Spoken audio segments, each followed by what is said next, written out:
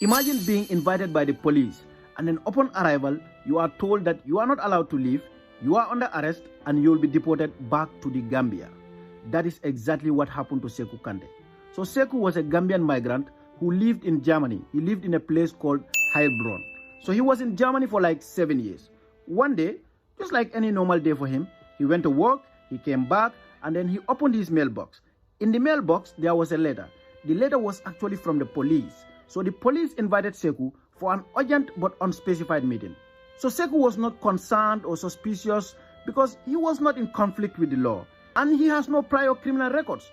So he decided he was going to honor the invitation immediately without having shower, lunch, or even rest. But what Sekou did not know was that he was about to join the list of 1,600 Gambian migrants who were removed from Germany since 2017. And also the fact that he had an ongoing application for residence permit, under a certain German law that allows immigrants who lived in Germany for like 5 years with no criminal records and went through multiple steps of integration. All that was not going to prevent his removal from Germany. So upon arrival, the police did not immediately inform him about the purpose of the urgent meeting. He was just left waiting. After some time, he asked if he could leave.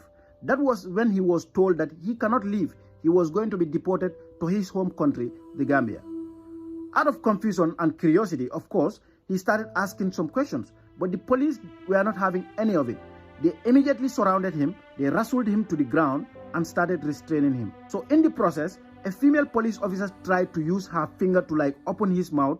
So he resisted because he did not know why anyone would try to open someone's mouth in the course of an arrest.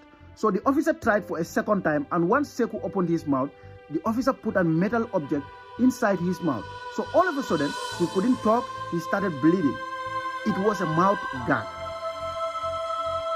A metal mouth gag. They soon transported him to the airport, but not directly to the Gambia. They were headed for Istanbul, where they took another flight to the Gambia.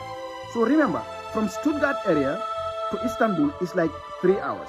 And then from Istanbul to Banjul is 7 to 8 hours. So throughout all this long journey, Sekou was in pain and slightly bleeding from his mouth because the gag was still inside his mouth. So upon arrival in the Gambia, neither the accompanying German officers nor the Gambian authorities removed the metal gag from his mouth. And this was still causing him so much pain. None of them bothered to remove it. So eventually, it was his family that took him to Ndemban Clinic.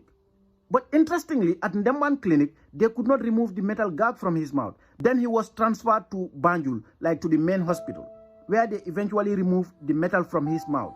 Sadly, there is no active case or investigation about this matter as of the time of recording this video. And also, unfortunately, the Gambia does not have an embassy in Germany. So the closest is Brussels. So the Gambian embassy in Brussels is actually overseeing Germany. The Brussels embassy officials said they want to raise the matter with the German authorities, but they are waiting on the medical report from Banjul. So for some reasons, the authorities at the Edward Francis Teaching Hospital cannot provide Sekou with the report, and he went through the procedure in their hospital, around the 13th or 14th of this month. But the Brussels embassy staff promised to raise this matter with the German authorities once they have this medical report. So Sekou has actually raised this matter with the Human Rights Commission. I'm not quite sure what they can do about this matter, but at least they have been informed about it. Here is what I think about all this. The Gambian authorities should not receive their citizens from anyone who tortured their citizens during the process of deportation, because that is asking to collaborating with torturers. So share this video, share Sekou's story, so maybe together we can raise awareness about some of these practices, because who knows, maybe someone else was victim and the person is still quiet. Maybe this practice has been going on for some time, because I don't think all of a sudden they will just wrestle Sekou to the ground and put a gag in his mouth when actually they have not been doing it for some time. So share the video and let me know what you think about this.